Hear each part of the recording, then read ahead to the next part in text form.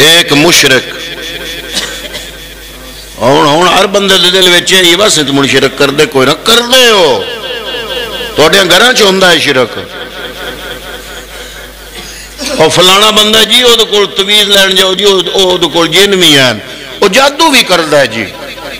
میں کہ جے جادو کردا ہے تو مون تے وہ کول جانا ہی گناہ ہے جادو اور چیز ہے ایک روحانی بندہ ہے اللہ کا عبادت گزار ہے نیکوکار ہے اس سے دم کرانا اس کی برکت کا انکار نہیں اس سے دعا کرانا اس کا انکار نہیں ہمارے لوگوں کی جہالت یہ ہے کہ میں نے کئی لوگوں سے سنا ہے کہ فلاں بندہ ہے جناب وہ دم بھی کرتا ہے بڑا نیک آدمی ہے جادو بھی کرتا ہے مگر جادوگر ہو جادو کرتا ہو تو نیک کیسے ہو سکتا ہے نیک بندہ تو جادو کر ہی نہیں سکتا نیک بندہ جادو کرے بھی تو جادو کا اثر ہی نہیں ہوتا جادو کا اثر ہی تب ہوتا ہے جب بندہ کافر ہو جائے پہلے جادو کے لیے سب سے پہلی شرط ہے ایمان کا چراغ گل ہو جائے ہمارے لوگوں نے یہ مذاق بنایا ہوا ہے تو یہ شرک ہیں یہ شرک کی ساری شکلیں ہیں جو ہمارے گھروں میں پائی جاتی ہیں تو فرمایا کہ اس رات کو سب کی بخشش ہو جاتی ہے سوائے ان لوگوں کے جو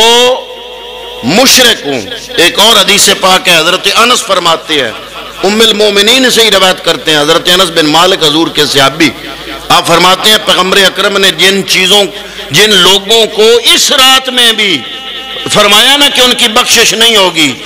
ان کی تعداد 6 ہے فرمایا پہلا وہ بندہ جو والدین سے لا تعلقی کرنے والا ہر ایک کی بخشش ہوگی اس بندے کی بخشش نہیں ہوگی جو والدین سے لا تعلقی کرنے والا ہے فرمایا زنا پر اصرار کرنے والا کبھی کبھار کسی سے کوئی غلطی سے کوئی فعل سرزد ہو جائے اور اس پہ وہ نادم ہو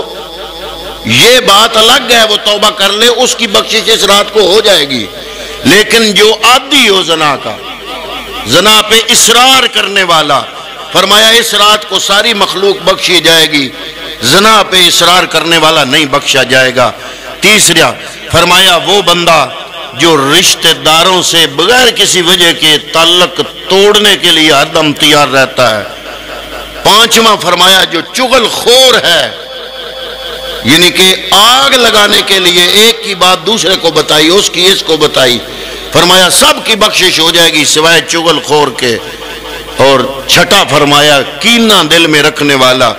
اس کی بخشش نہیں ہوگی اور عادی شرابی فرمایا جو عادی شرابی ہے توبہ کر لے تو الگ بات عادی شرابی ہے اس کی بھی بخشش اس رات کو نہیں ہوگی یہ 6 بندے ہیں جن کے بارے میں پیغمبر اکرم صلی اللہ علیہ وسلم نے استثناء فرمائی فرمایا ان کی بخشش اس رات کو بھی نہیں ہوگی وگرنہ رب کائنات چاہتا ہے اس رات کے اندر وہ اپنی تمام مخلوقات کی طرف نظر کرم فرماتے ہوئے اللہ رب العالمین ان کی بخشش کا اعلان فرما دیتا ہے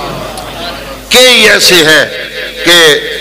ان کا اس رات کو مردوں میں نام لکھ دیا جاتا ہے لیکن وہ شادی کر رہے ہوتے ہیں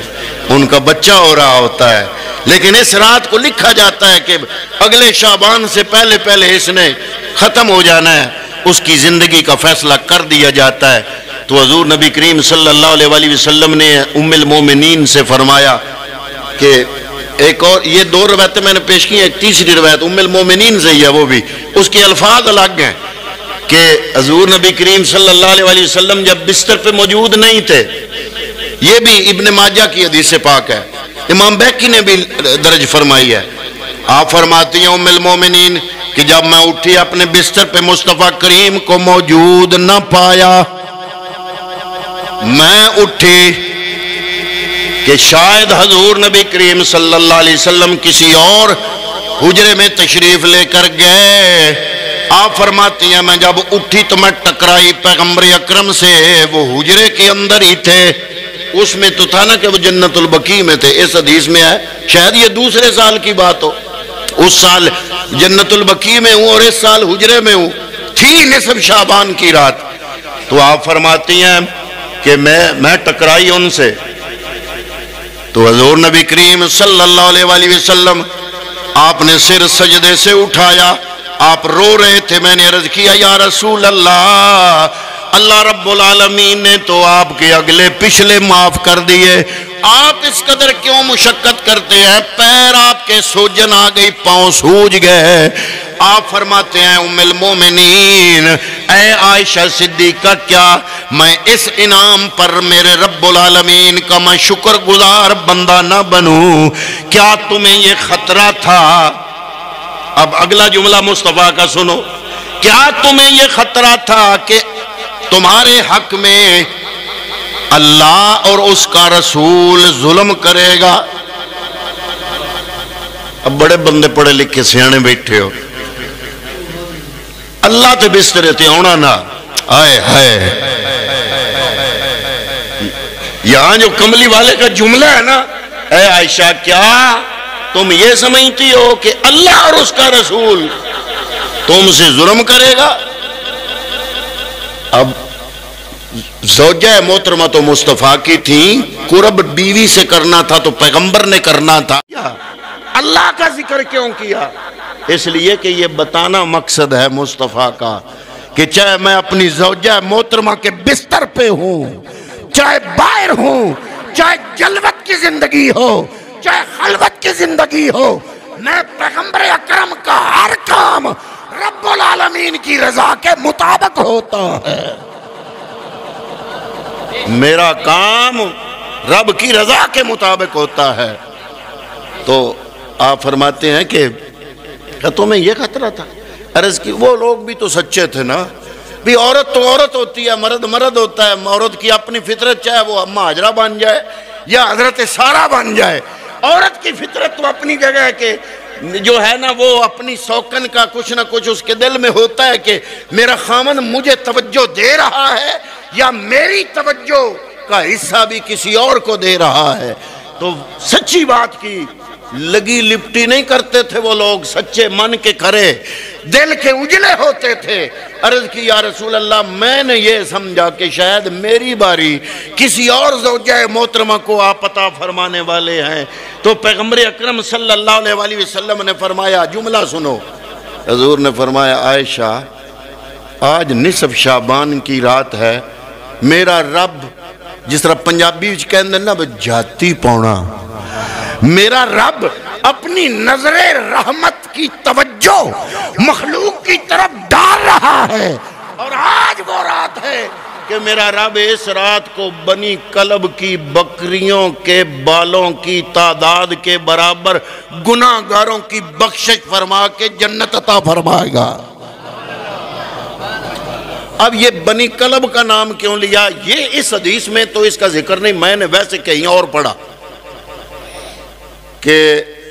بنی کلب وہ قبیلہ تھا عرب میں کہ دو وجہ سے مشہور تھا، لیکن جو بنی کلب ہے ان کی بکریاں مشہور تھیں اس حوالے سے کہ باقی قبیلوں کی بکریوں کے جسم پر جو بال تھے نا ان سے ڈبل ان کی بکریوں کے جسموں پہ بال تھے، ایک تو یہ وجہ ہے۔ دوسری وجہ یہ میں نے کہیں اور پڑھی، اس حدیث کا حصہ وہ نہیں ہے کہ بنی کلب وہ قبیلہ تھا جن کے پاس اس زمانے میں 20,000 بکریاں تھیں۔